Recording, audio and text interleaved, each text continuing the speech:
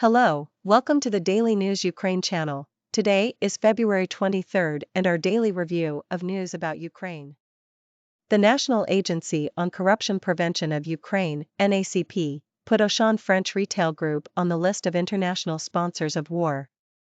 The reason is that during Russia's full-scale invasion of Ukraine, the company refused to boycott the terrorist state and did not close its business in the Russian Federation, NACP posted on Telegram.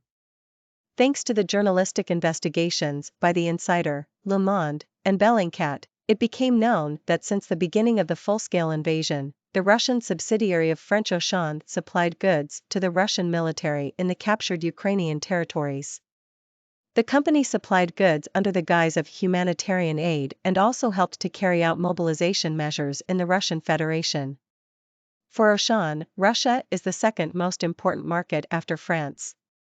Only in 2020, the Russian Auchan paid $167 million to the Russian budget. According to journalists' calculations, this is equal to the cost of 15 Su-25 aircraft, 42 tanks, 222 caliber missiles, or 477,000 AK-74 assault rifles. We cannot allow Russia to continue receiving these funds, which are then used to kill Ukrainians. We want companies to be ashamed of cooperating with murderers. The Institute of Reputation must work, that's why we put Auchan on the list of international sponsors of war, stated head of the NACP Alexander Novikov. Read also, exposed, Auchan subsidiary supplied goods to Russian military, aided mobilization effort as reported, a joint investigation by The Insider, Le Monde, and Bellingcat was published in February. It says that the Russian subsidiary of Auchan supplied goods to the Russian military under the guise of humanitarian aid. The company also helped military enlistment offices to recruit the mobilized in Russia. On February 23, 3 explosions were recorded in temporarily occupied Mariupol. The enemy troops were hit in the territory of the Ilich Iron and Steel Works and near the airport. 2 more. Already 3 in total, explosions. 2 of them accurately hit the closed territory of the Ilich Iron and Steel Works near a penal colony. The armed forces of Ukraine are skillfully dealing with the occupiers' bases. There will be more, Petro Andriushenko, advisor to Mariupol city mayor, posted on Telegram. A few minutes later, he added on Telegram that another strike was launched on the area of an airport where enemy depots are located. As reported, a series of explosions rang out in Mariupol late on the evening of February 21. 2 strikes on an ammunition depot at the airport and a military personnel cluster in the territory of the Ilich Iron and Steel Works were confirmed. On February 22, the destruction of 2 fuel depots at the bases of the invaders in Mariupol was confirmed. As of the beginning of this week, more than 87,000 Russian war crimes against Ukraine, in which almost 10,000 civilians were killed, were registered in Ukraine. As of the beginning of this week, more than 87,000 war crimes were registered in Ukraine. These are only those registered. We understand that the actual number is bigger. Almost 10,000 civilians were killed due to registered war crimes, Denis Maslov, head of the Verkhovna Rada Committee on Legal Policy and Justice, said at a briefing at the media center Ukraine, Ukrinform. He noted that 461 children were killed in Ukraine due to Russia's armed aggression and the number was growing every day. All this would not have happened if the initial crime had not been committed. There would have been no murders, tortures, rapes, abductions of people if it had been no initial crime, the crime of aggression, which the Russian Federation committed not on February 24, 2022, but much earlier, in 2014. And this crime had been planned even before that, the MP emphasized. As reported, on February 24, the Russian Federation unleashed a new stage of the war against Ukraine, a full-scale invasion. Russian invaders are shelling peaceful cities and villages, massively terrorizing the civilian population in the temporarily occupied territories. Prime Minister of Spain, Pedro Sánchez, visited Bucha and Irpin in Kiev region on Thursday. Bucha and Irpin demonstrate the wounds and scars of Putin's barbarism. Russia will not win this war. Entire Spain stands together with Ukraine, Sanchez posted on Twitter, publishing a video of the visit. The Prime Minister of Spain paid an unannounced visit to Kiev on Thursday morning. At the capital's railway station, Sanchez was met by Deputy Minister of Foreign Affairs of Ukraine Yevhen Peribyanis. The Prime Minister of Spain is expected to meet with President Volodymyr Zelensky and hold a joint press conference, as well as deliver a speech at the Ukrainian parliament, the PM's office informed. This is his second visit to Ukraine since the start of Russia's full-scale invasion. Photo, Getty Images. In Zhytomyr, the first phase of the waste processing plant started operating. We did not announce the opening of the plant, did not cut ribbons, and did not draw attention to this during the war. The first phase of the plant is already working.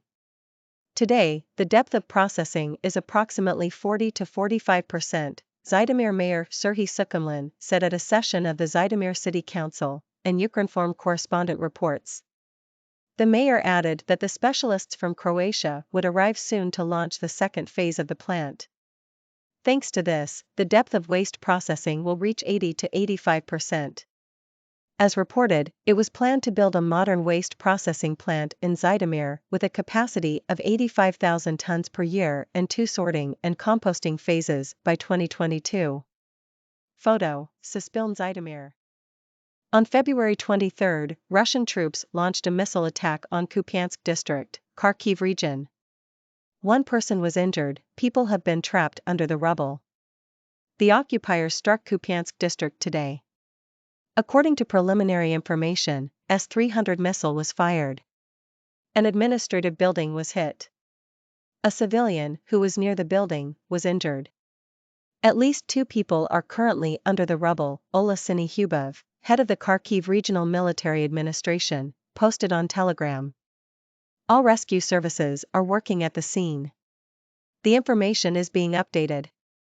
Read also, Russian troops launched 3 rocket attacks on Bahatyr village in Donetsk region as reported, Kupyansk district comes under enemy shelling and rocket attacks every day. 2 civilian women were injured this morning in the shelling of Kupyansk town. In Volnovakha direction, Donetsk region, the Russian troops launched 3 rocket attacks on the village of Bahatyr at night. In the morning, the invaders shelled Avdiivka twice with artillery and twice with Grad MLRS. Houses were damaged, people were injured. In Volnovakha direction, the Russians fired 3 rockets at Bahatyr in Velika Novosilka territorial community at night and destroyed a house. In the morning, the Russians shelled Avdiivka twice with artillery and twice with Grad MLRS, damaging houses and injuring a person, Pavlo Kirilenko, head of the Donetsk Regional Military Administration, posted on Telegram and published photos of destruction. In Donetsk direction, 3 attacks were launched on Kurakov and 1 attack on Kurakivka. Private sector was damaged, there were no casualties. 2 private houses and an apartment block in Koshtantinivka, the premises of an enterprise in Ivanopil, were damaged in Koshtantinivka territorial community in Horlivka direction. In Soldar community, 2 houses were damaged in Vasyukivka and 3 more, in Fedorivka. In Lysychansk direction this morning, the Russians damaged 6 houses, killed 1 person and injured another in Yampil, Lyman community. 2 more houses were damaged in Torsky. In Peryazm, Svanivka territorial community, houses and 3 streets were damaged, Kirilenko added. As reported, on February 22, Russian invaders injured 2 residents of Donetsk region. Photo, Pavlo Kirilenko, Telegram. Negotiations on ending the war without Ukraine's participation are possible only in the dreams of individual Hungarian politicians.